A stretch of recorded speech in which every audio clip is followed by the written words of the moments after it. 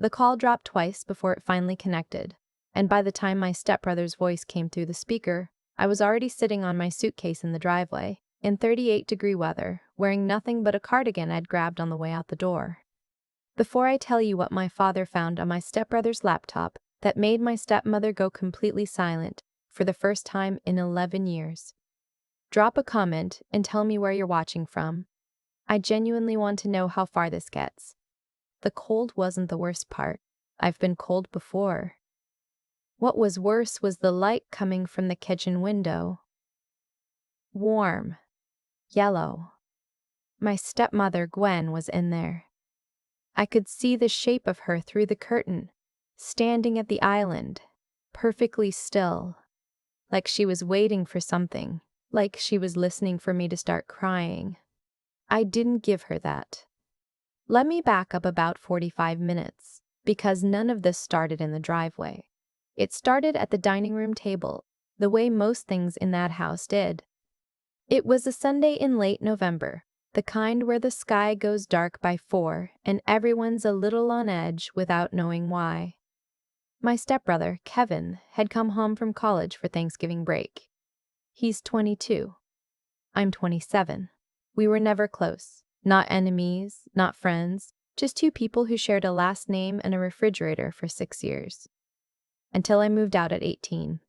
I came back 2 months ago after my apartment lease fell through unexpectedly. Temporary, I told myself, just until I saved enough for first and last month's rent somewhere decent. My father was out of town for work, a conference in Denver that had already been extended twice. It was just me, Gwen, and Kevin in a house where I'd never once felt like I fully belonged. The accusation came out of nowhere. Kevin walked into the dining room while I was finishing dinner, set his phone face up on the table, and said, very calmly, that $3,400 had been transferred out of his Venmo account. He said it happened 2 nights ago. He said the transfer went to an account linked to my email address. I put my fork down. I told him that wasn't possible. I don't even have his login. I've never had his login. I haven't touched his phone since I moved back in, and even then only to hand it to him when it slid off the couch cushion. He looked at me the way you look at someone when you've already decided the conversation is a formality. Gwen came in from the hallway. I don't know how long she'd been standing there, but she walked in like she'd been cued. She crossed her arms, looked at Kevin, then looked at me, and her expression didn't go through any of the stages a normal person's face goes through when they're processing something. No confusion, no hesitation, no giving you the benefit of the doubt pause. She just landed directly on certain. She said I had 30 minutes to pack what I needed and leave. I asked her if she was serious. She said she was not going to have a thief living under her roof. She said the word thief, the way people say it when they've been wanting to say it for a long time about something else entirely. I said I needed to call my father. She said my father was in Denver, he was in back-to-back sessions, and she was not going to bother him with this tonight. She would handle it. She had handled everything in this house for 11 years, and she would handle this too. Kevin stood there with his arms folded, nodding slowly. I didn't beg. I didn't throw a fit. I've known Gwen long enough to understand that escalating gives her exactly what she needs to justify whatever she's already decided to do. Instead, I picked up my phone, walked upstairs, grabbed my overnight bag, packed what I could in 12 minutes, and came back downstairs. I sat on my suitcase in the garage while the door opened, and then I was outside. The door closed behind me. I heard the lock engage.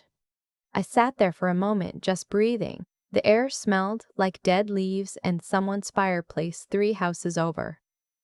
I pulled up my father's contact. It was 7:48 p.m. Denver time, which meant it was probably the middle of a dinner or a session wrap-up. I called anyway. He didn't pick up. I texted, Dad, Gwen sent me outside. I need you to call me. Then I sat there and waited. Here's the thing about being in your late 20s and sitting on a suitcase in a driveway in the dark. There's a specific kind of humiliation that comes with it. that's different from what you feel at 15. At 15, you cry. At 27, you go very, very quiet inside. You start doing calculations. Who can I call? Where can I go tonight? How much is a hotel? You don't fall apart because falling apart is a luxury you stopped being able to afford somewhere around 23. What I didn't do was look back at the kitchen window. I already knew Gwen was watching. I'd felt it the moment the door closed. That particular stillness behind glass that means someone is waiting to see what you'll do. She'd done versions of this my whole life. Not always this extreme, but the shape of it was familiar. She had a talent for engineering situations where she got to appear reasonable, and I ended up looking like the problem. I'd spent years bending myself into smaller and smaller shapes, trying not to give her ammunition. I'd been polite. I'd been quiet.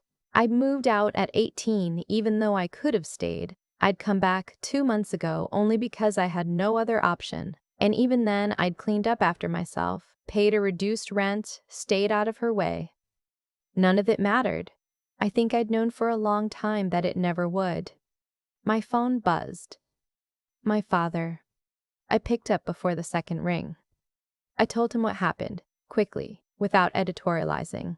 The accusation, the amount, the 30-minute clock, the driveway. I kept my voice flat because if I let it waver, I was going to lose it completely, and they didn't want that.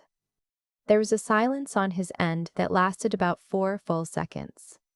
Then he said, "Don't go anywhere. I'm coming." I said Denver was a 4-hour drive. He said, "I'm already at the airport." What I didn't know until later was that my father had gotten my text, stepped out of a dinner with 3 colleagues, called the airline, and rebooked his return flight for that night. He'd been at the gate when I called him back. He told me later he didn't have enough information yet to know who was wrong, but he had enough information to know that his daughter was sitting outside in the cold, and that was the only data point that mattered right then. I sat in the driveway for an hour and 40 minutes. I moved to the front steps eventually because the concrete was making my legs numb. Nobody opened the door. Nobody checked on me. Once I saw the kitchen curtain shift.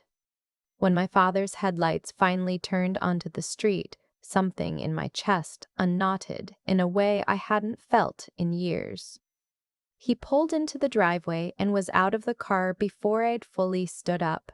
He looked at me, just for a moment, a quick scan the way parents do when they're checking for damage, and then he put one hand on my shoulder and said, "You okay?" I nodded.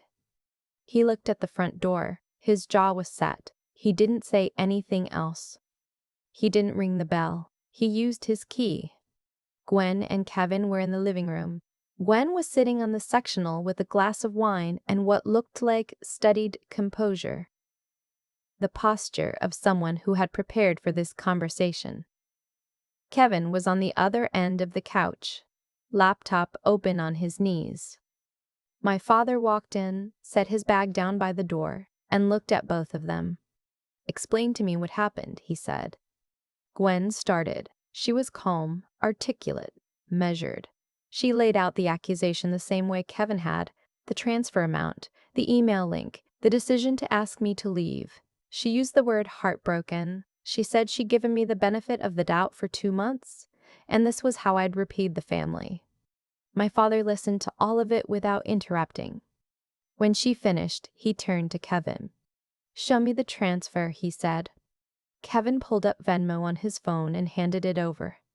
My father looked at it for a long moment. Then he said, "This transfer was initiated from a browser, not the app. You can see the source right here." He handed the phone back. "What browser do you use, Kevin?" Kevin said Chrome. My father said, "And what browser does your laptop use?" There was a pause. "Pull up your browser history," my father said. "Right now, from 2 nights ago." Kevin's face did something complicated. "That's private. I pay for this house, that internet connection, and your college tuition," my father said without raising his voice at all. "Pull it up!" Gwen set her wine glass down. "Robert." "His name isn't Robert," but the tone was the same. "Gwen," he said quietly, Please let me finish. Kevin opened the laptop. His hands, I noticed, were not entirely steady. My father walked over and stood behind him. He didn't touch the keyboard. He just watched. The browser history from 2 nights ago loaded, and there it was, right near the top of the 11 p.m. entries. The Venmo web login, followed 4 minutes later by a transfer confirmation page, followed 11 minutes after that by a website I didn't recognize. My father leaned forward and clicked on it. It was a sneaker resale marketplace, a limited edition drop, the kind of thing that sells for 2 to 3 times retail and then gets flipped for profit, or just sits in a box in a closet because owning it is the point. The order confirmation was still in the browser cache, 2 pairs. Total $3,389. My father straightened up. The room was very quiet. She stole from me, Kevin said, but his voice had lost its certainty. It came out smaller than he'd intended. The transfer originated from your browser, my father said. On your laptop, from this IP address, at 11 at night when you were the only one awake. He paused. I have the router logs. I checked them from the car. Gwen made a sound that wasn't quite a word. But my father wasn't done. He'd seen something else. He went back to the laptop, navigated to the email app that was still open in another tab, and clicked on the sent folder. He went quiet. I watched his face change. He turned the laptop around so I could see the screen. There was an email in Kevin's sent folder, sent 8 days ago, to the University of Michigan's Honors Program Coordinator. It was sent from Kevin's personal email address, but the signature at the bottom, the name signed at the bottom, was mine. I had applied to a part-time graduate certificate program in data analytics. Competitive. Rolling admissions. I'd submitted my application 6 weeks earlier and was waiting to hear back. The email in Kevin's sent folder was a withdrawal request, sent in my name, from his account, worded formally and precisely enough that no one would have questioned it. It cited a change in personal circumstances. I hadn't written it. I didn't even know I'd been accepted yet. My father scrolled down. Beneath the withdrawal email was a forwarded message, the original acceptance notification, sent to my email address 8 days ago, which had been forwarded to Kevin's account. He'd set up a forward rule. He'd seen my acceptance before I had, and then he'd written back on my behalf and turned it down. I had to sit down. Not because I was devastated. I mean, I was, but that came later. In that moment, I sat down because the full shape of it hit me all at once. The transfer, the accusation, getting me removed from the house. This wasn't about $30,400. The money was a mechanism. The goal was to get me gone before I found out I'd gotten in. Before I had a reason to get back on my feet. Before I stopped being the person in the family who was always one setback behind. My father closed the laptop. He turned to Kevin. Kevin opened his mouth. Don't, my father said. It wasn't loud. It wasn't theatrical. It was the kind of don't that comes from somewhere very deep and very decided, and Kevin closed his mouth. Gwen stood up. She said Kevin was 22 and young, and he'd made a mistake. She said I'd always made Kevin feel like he wasn't enough in his own home. She said this could be handled privately within the family, and that escalating it wasn't going to help anyone. She put her hand on my father's arm. He looked at her hand. Then he looked at her. You sent her outside, he said, in November. Without verifying anything. Without calling me. I didn't want to bother you.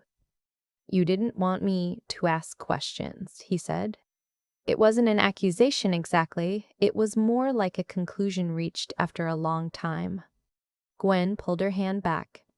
My father picked up his phone and made 2 calls. The first was to a family attorney he'd used for estate work, someone who also handles civil matters. He asked about options for financial fraud between household members and what documentation would be needed. He was on the phone for 6 minutes. He took notes in the small notebook he always keeps in his jacket pocket. The second call was to the University of Michigan Honors Program, left as a voicemail since it was after hours, explaining that a withdrawal request submitted under my name 8 days ago was submitted fraudulently and without my knowledge, and requesting that my acceptance be held pending a follow-up call the next morning. When he hung up, the living room felt like a different room than the one I'd walked into. Gwen was sitting very still.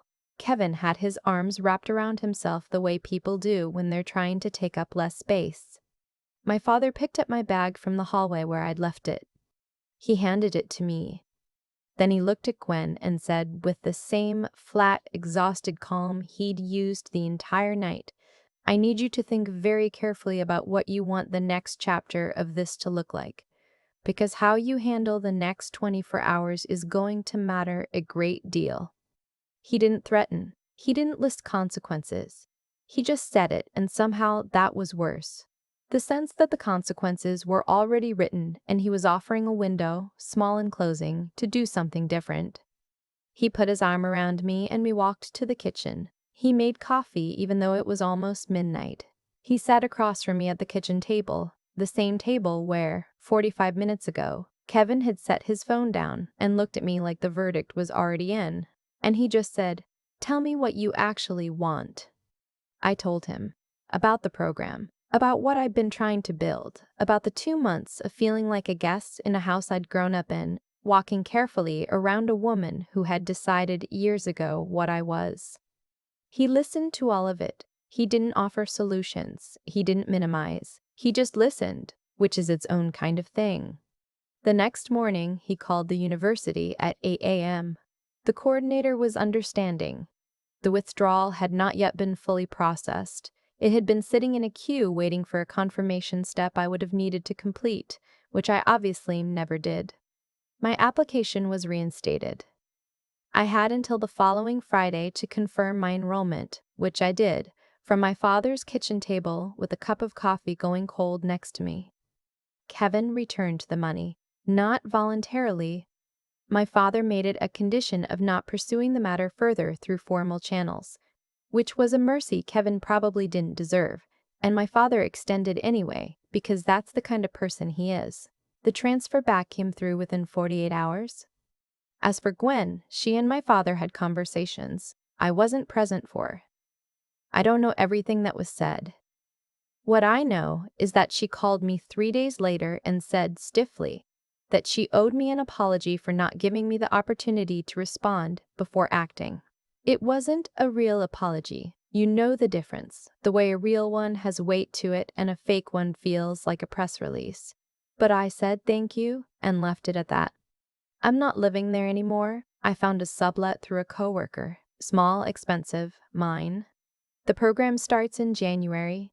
Data analytics, part-time, evenings and weekends, which means I can keep working and still build toward something. I think about that night sometimes, about the driveway and the kitchen curtain moving and the way my father's headlights leapt coming around the corner.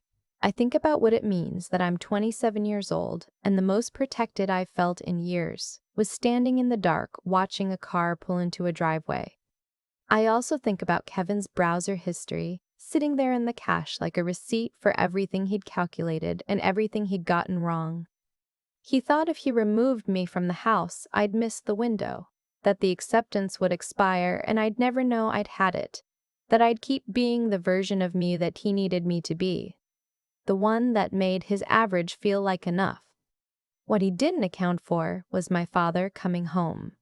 Some people in your life will bet on the worst version of your circumstances. They'll count on the delay, the confusion, the logistics working against you. What they can't account for is one person deciding to get on a plane. The program is 14 months. I'm already ahead on the pre-reading. I keep coming back to the browser history, something so ordinary. A list of websites, time-stamped, cached quietly on a laptop that was just sitting there. And that's what undid the whole thing. Not a dramatic confession. Not someone growing a conscience. Just a digital receipt that Kevin forgot to clear because he never thought my father would come home that night. That's the part that stays with me. He didn't count on my dad. He counted on distance and logistics and the assumption that no one would look closely enough. And I think that's how it usually works when someone decides to use you as a stepping stone. They don't pick you randomly. They pick you because they've studied your circumstances and concluded that the odds are in their favor. Kevin knew my father was in Denver. He knew I was in a financially vulnerable spot. He knew Gwen would move fast and ask questions later. He built a plan around what he assumed were fixed variables, and the one thing he couldn't account for was the variable that got on a plane. What I've been sitting with, though, is this. I almost didn't call my dad. I sat on that suitcase for a few minutes, just doing the math in my head. Hotel costs, who else I could call, whether I wanted to pull him out of a work trip over something I wasn't even sure I could prove. There was a version of that night where I didn't make the call, where I found a couch to sleep on, waited it out, and never knew about the withdrawal email until the acceptance window had already closed. That version of me would have lost something she never even knew she had. So I think about the cost of going quiet when things get hard. Not the dramatic kind of quiet where you give up entirely. The subtle kind where you talk yourself out of asking for help because the situation feels embarrassing, or the timing feels wrong, or you don't want to be a burden. That quiet has a price, and it's usually paid later in ways you don't see coming. My father didn't ask me whether I'd done it when I called him. He didn't say, "Let me look into it," or "I'm sure there's an explanation." He heard that I was sitting outside in the cold and he moved. That kind of response, the kind that doesn't wait for perfect information to choose a side, that's something I've been thinking about a lot since. What it takes to be that person for someone else. To act on what you know, rather than stall on what you don't. And Kevin, I don't think he's a monster. I think he made a calculated decision when he felt threatened. And the calculation was wrong, and now he has to live in the gap between who he thought he was and what the browser history says. That gap is its own kind of consequence. Nobody handed it to him. He built it himself, one late-night transfer at a time. I'm not carrying any of this as bitterness. I genuinely mean that. Bitterness would mean the story is still happening, and it's not. The program starts in January. The sublet is small, but it's mine. What I carry instead is something quieter. A clearer sense of what I'm capable of holding together when everything is working against me.